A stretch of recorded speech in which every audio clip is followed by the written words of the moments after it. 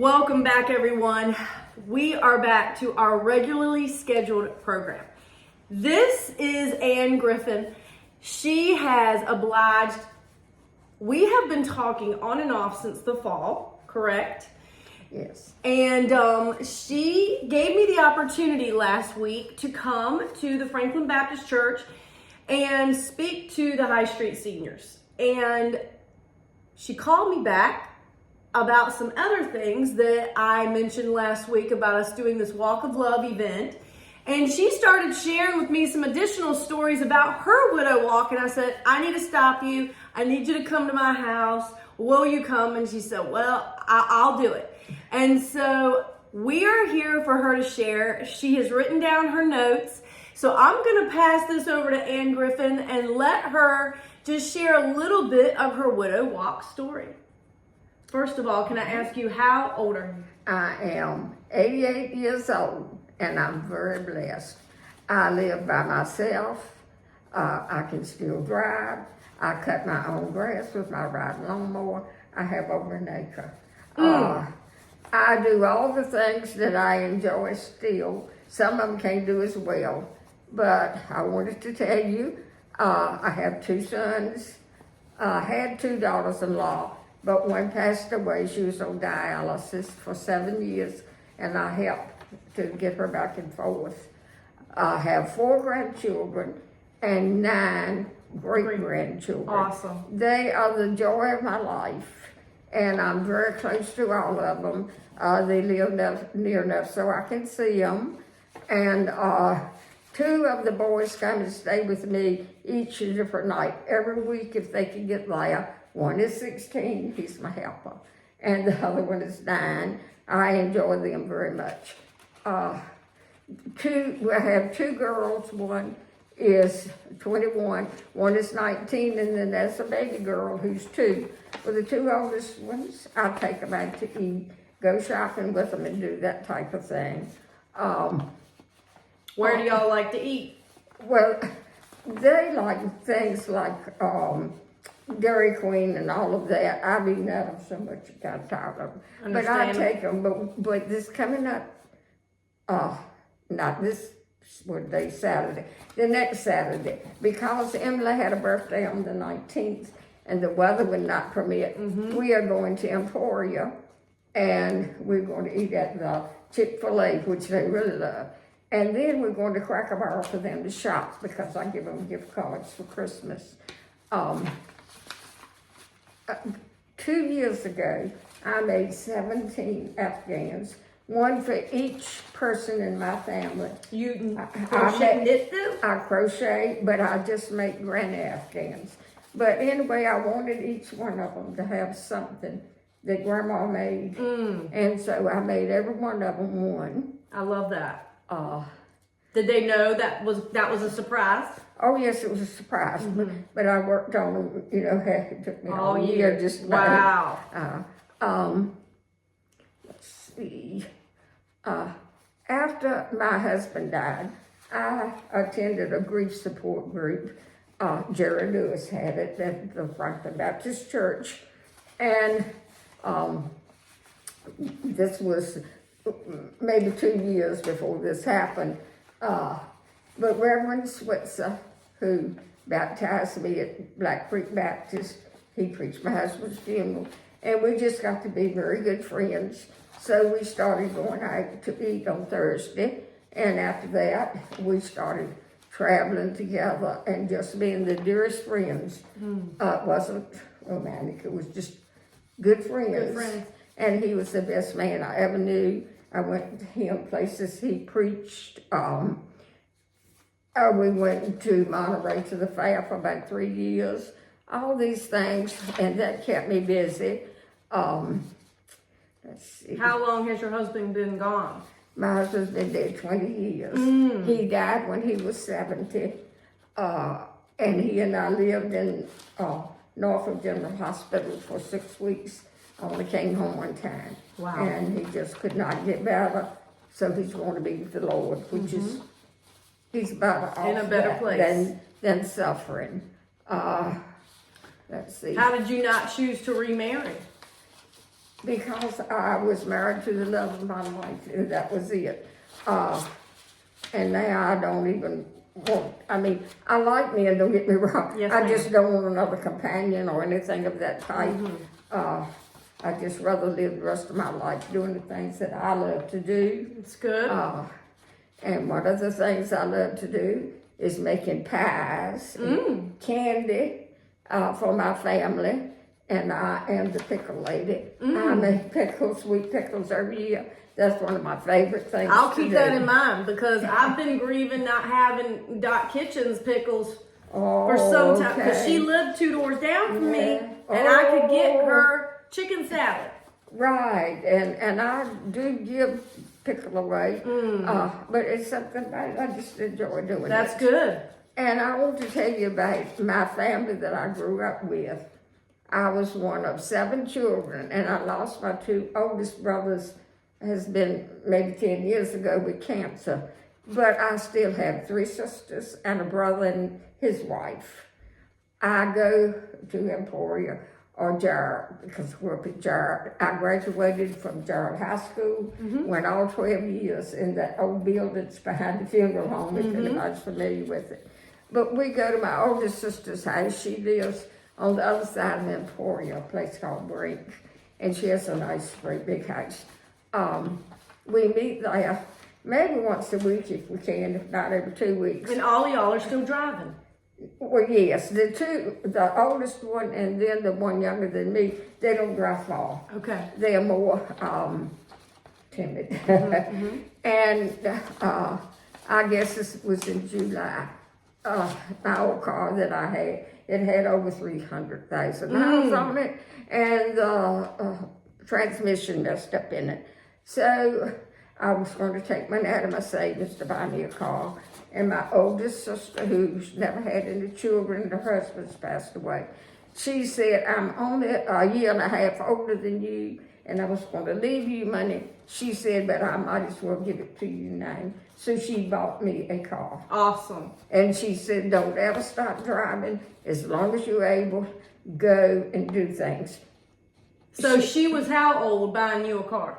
Oh, she's going to be 90 in June. So her 90? And when did you get this car? It was about July, I think. Last year. Yeah. 20. So she has a brand new car. No, it's not brand new. It was Brand new to you. So she got a new vehicle 7 months ago from her 90-year-old sister as a gift.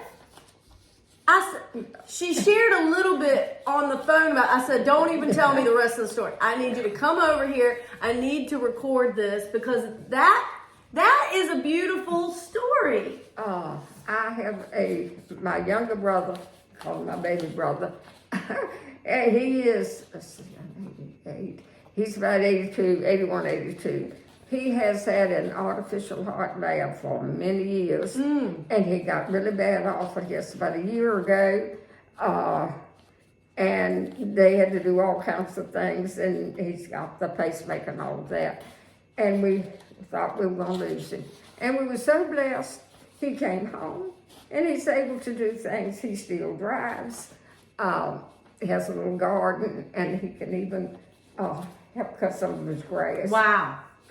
So it wasn't his time. No, and we're just so blessed because, as I said, my sister Nellie is the oldest, and she is about a year and a half older than me. Then I have a sister who's 2.5 years younger than me. Then there's Billy, and I have a sister who's 10 years younger than me, and she lives on our farm that we grew up in. She has a trailer there, and she's sort of the glue that holds us together. Okay.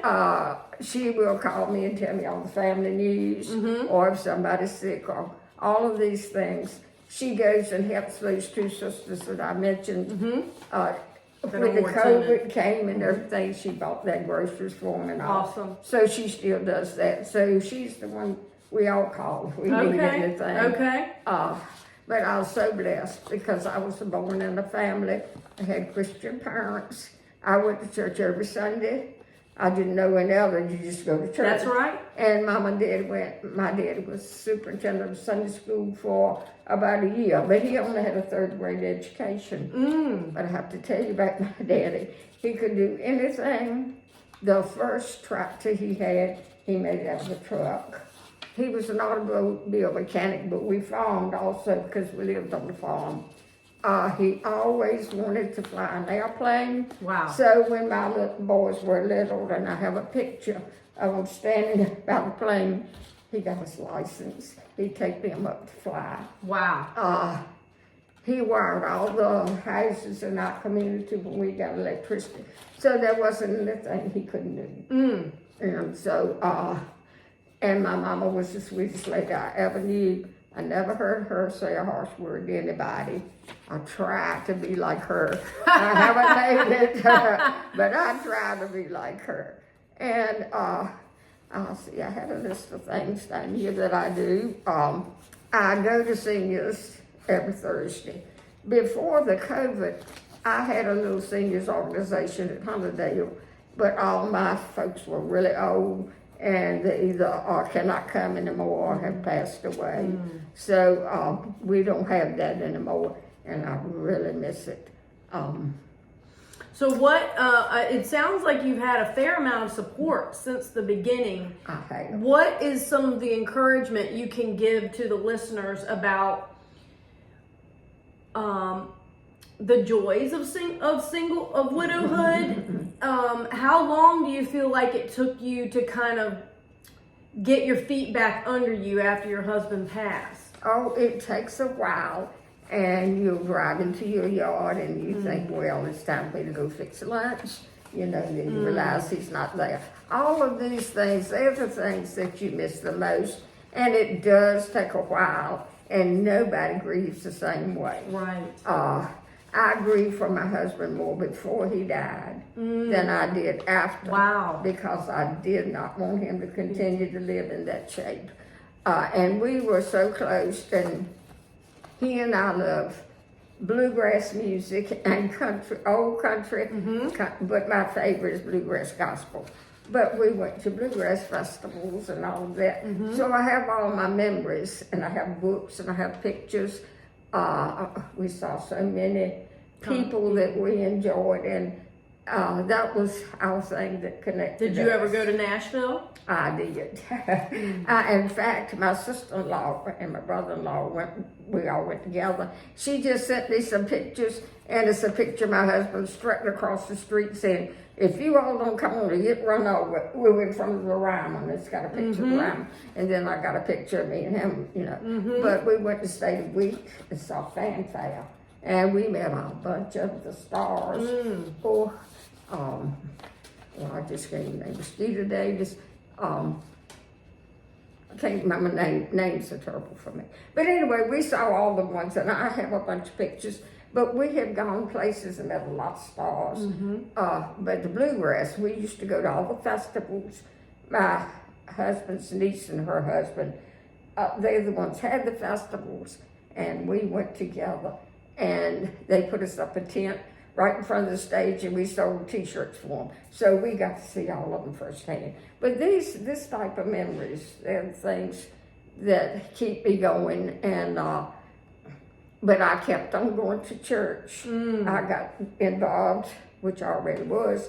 I taught 4 and 5 year olds for 20 years at Black Creek Baptist, and I still love every one of them. And so I was on the flower committee, and then I was on the bereavement committee. I stayed busy with all of that. And I had a friend, Phyllis Drury. She drug you to this, and you're going to that, and she got you so involved. She was really, really helpful to me. In those beginning days. In those beginning days. She was there for me. But I have lots of friends, which I'm proud of. And so I try to stay connected with them. We played cards like on Skip Bow and all that for years, till all of us got to the place we couldn't go out at night. Right. Because I don't drive at night anymore. But I have just had all kinds of support. Like I said, about my family, my oldest son, who's retired, bought a trailer and put it right next to my granddaughter who's a nurse. He has a spare room, so I can come and stay there. If I want to go visit at night, I can spend the night. And our plan is for the future, if I get disabled, I'm gonna live with him, and she's right there to take care of me. Awesome. And him too. And what peace of mind that is. That's is. peace of mind It is. to already have those conversations in preparation while you're still in a sound mind. That's right. My doctor, and I'm not bragging, but he said I'm above intelligence for people my age. Yes, ma'am. So that's why I keep on going and That's keep right. doing. And, I love that. My worst thing is his names. You can tell I can't remember names that take me a while. Well, that's the only thing you lost. I think that's pretty strong. Well, one day I was telling Dr. Edwards, he's my doctor, about my family, and he said, if you can remember all that, there's nothing wrong with your That's memory. right. You're exactly right. And, my grandmother was 92, and she had her memory until the end. and that's a blessing. And that was a real blessing. But now you mentioned something. She's got this little angel pin on. Can you explain to me what that's about? I started collecting angels when I worked. I worked at Southampton Correctional Center for 22 years, switchboard operator, receptionist, of course, worked at the telephone company 10 years. But I love angels, and I believe the angels among us looking out for us. So I started wearing angels, and then I started collecting them, and I guess I have 200.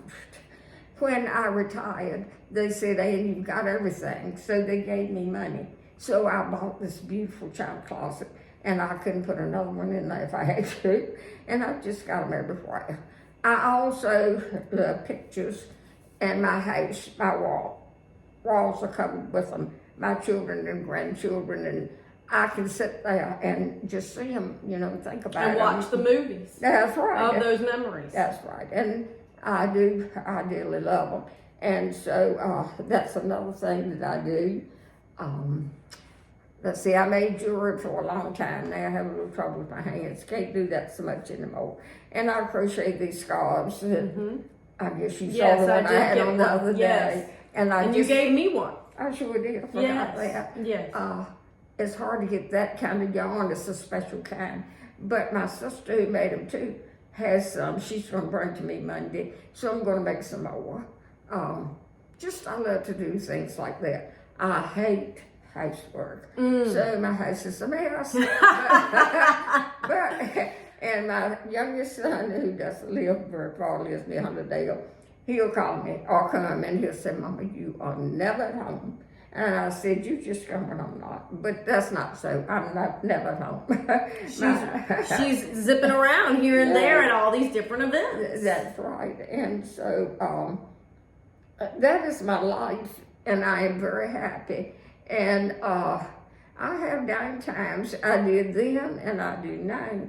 But my advice to widow ladies or anyone who has to live by themselves, get out, do things as long as you are able, and do the things that you want to do. I'm an outdoor person. I have flowers. I'd lots rather be out there. And I put up vegetables. In the summer, I have 2 freezers full. And I have to tell you about my friends. I have one who is almost blind, so she can't drive or anything. So I go and see her about every other day if I can get there. I get her mail, and I help her read that because she can't read it. Because she has a son and a grandson that both work away, and so they're not there to help her do that, but they check on her, and of course they do for on weekends and all. And then I have another friend. I used to vote, and all the people would go to Hardis and Franklin and eat breakfast. Would go bowling? Yes, ma'am. Okay. And so I met this lady. She lives near Gates, North Carolina, and we just got to talking. And then due to the pandemic, we didn't go, and she didn't have my number, so she saw one of my friends. She comes to Franklin to shop. She got my number, and we meet every Wednesday morning. We have breakfast at Hardis. And that's the only place I've ever seen. Except that's one into the store. But she's a dear friend who lives by herself. and she is not privileged to have family near her. So we kind of stick close together. Yes. Well, And, the Lord, it sounds like the Lord keeps putting you in the right places, and you're making fast friends. Well, I do. I mean, I'm a people person. Yes. Nobody would believe I was so shy when I was growing up. I wouldn't speak to anybody. But my husband, he had a great sense of humor. And he used to tell me, you wouldn't say anything when I married you, and then you won't be quiet. Well, it seems like he kind of broke you out of your shell a little bit. He did. He had a very good sense of humor, and we had lots of fun. And how many years were you married? We would have been married 49 on Christmas Eve, and he died in September. Okay. So we didn't quite make it to 50. We would have the hoop. Yes, Because ma'am. we got married in 1955. I graduated that year also, and we got married on Christmas Eve at 4 o'clock in the afternoon. We didn't have a church wedding. We got married at the preacher's house, but we were just as married. We stayed married all those years. What do you think was some of your secrets to success? Because, the marriages are not lasting like your generation did. I don't know. We just loved each other, and I never thought about leaving or anything. That was... It wasn't even in the cards. No, he was my sweetheart, and I don't say everything was good. He had a little bit of temper, also as good as well as a sense of humor, but he never stayed mad. He said what he had to say right then. That was it. Then we went on, and we did it. He loved to fox hunt, and I'd go with him. He loved to go to the mountains to buy dogs and so forth, and I went with him. And I made some of the best friends up there you've ever seen. And I still keep in touch with a family from Kentucky. Wow. When I started going up there, that son was a baby. And he just took to me. And now he is married and has 2 children. And I still keep in touch with him. Well, I mean, what a full life. What a full life. I stay busy, and that's the only secret I can tell you to it. Do not sit at home and say, woe is me, because if you do, you're never going to be happy. You've got to get out and do things, and when you get to the place you're not able to do these things, do the things at home that make you happy, the things you like to do. Yes. I like to do crossword puzzles. And I didn't tell you about our reading. My sisters, my friend, we get books. We read most of the Amish books. And all of us a little read book them. club? Yeah, we just take them from one to the other. We read them. And my friend in North Carolina too, I take them to her. And then the other day I took 2 great big shopping bags full to East Pavilion because they have a library, and we had all read them. Yes. And a lot of them came from the library at our church because they redid it, and they gave away the ones they weren't going to keep. But I guess I have 50 in my house right now. Well, I think books keep your mind sharp. They do. I really enjoy. I've always loved to read, but I love to read them. And like I said, I do crossword puzzles. I gotta have my hands busy when I'm sitting down because if I don't, I'll eat, and I don't eat. Hey, do you hear that? So she knits and does other things to keep her hands busy, so that she's not snacking all afternoon. Right. So this is what I can tell you, and I have to say I've been extremely blessed. I'm still blessed, and I love the Lord. Well, I am so thankful for your testimony of living life to the fullest. And so what is she saying, folks? When her husband was here, she went on adventures with him. And she has been adventuring even without him here. And that is exactly what I want the widows and widowers even to hear, that life goes on. And I have to say one more thing. Don't feel bad if you go out to eat and you're by yourself. Someone said, I admire you for going to a restaurant by yourself. And I said, if I don't go by myself, I don't get to go. And so I just go. And I usually meet up with friends before Yeah. I leave anyway. Yep. But don't ever feel bad about doing things by yourself. Right. Just do what you like to do. And I've heard it said too that one person is enough. Right. One is enough, you know. But I have heard widows and widowers say that it has been uncomfortable to them. But that you kind of have to put yourself back out there, and if you don't attach any negativity to it, then there isn't any negativity to it. That's right. And I have been doing it for so many years that's just natural for me. Right. And I take care of my business and all these things. Take a little break when you go to eat. Right. There you go. Well, I love that. What's your favorite hymn? Well, at first it was in the garden because I really loved that. But now it's I'll Fly Away. My great-granddaughter, who's 21, sings beautifully. And if she sings at anything, I tell her to sing I'll Fly Away. She sang it at her grandmother's funeral. And so I told her that's the last thing I want when I die, is to sing I'll Fly Away because I'm going to fly away. That's it. I love that. I've been more fascinated with birds since my husband passed. I love birds. And I feel like birds always are peppy. You know, there's no such thing as a depressed bird, I don't think. I don't think so. And I'm always wondering what they're telling each other, because you can tell they're kind of yapping around and, telling each other the news, it feels like. And I live out in the country enough, so I have a lot of crows. And I will hear them, and I think sometimes they're having a conference. One is talking to the other one. Yes. I have noticed that there always seems to be a dominant speaker, and then there's a response, like a call to respond with the crow. I think, that's funny. Yeah. Well, anyway, we have kept you long enough here this morning. I hope that you have enjoyed Miss Griffin. And again, these older ladies that have a pep in their step, they have joy in their heart.